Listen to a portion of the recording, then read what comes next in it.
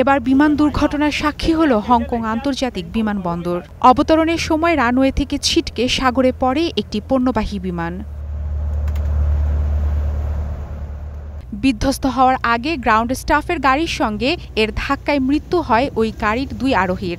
তাদের একজন বিমানবন্দর কর্মী, অন্যজনের পরিচয় এখনও জানা যায়নি।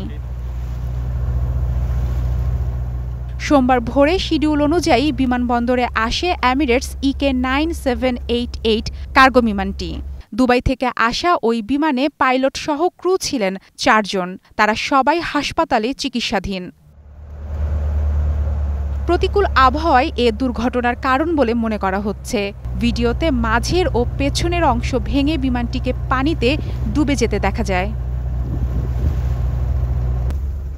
দুর্ঘটনার পর বিশ্বের ব্যস্ততম এই বিমানবন্দরের উত্তরের রানওয়েটি বন্ধ রাখা হলেও সচল রয়েছে অন্য দুটি।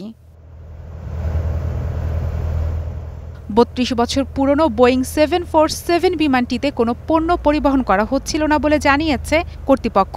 1998 সালে চালু হওয়ার পর থেকে হংকং বিমানবন্দরে এটি দ্বিতীয় বড় বিমান দুর্ঘটনা। মারফুয়াতুন্নুর রুচি, স্টার নিউজ।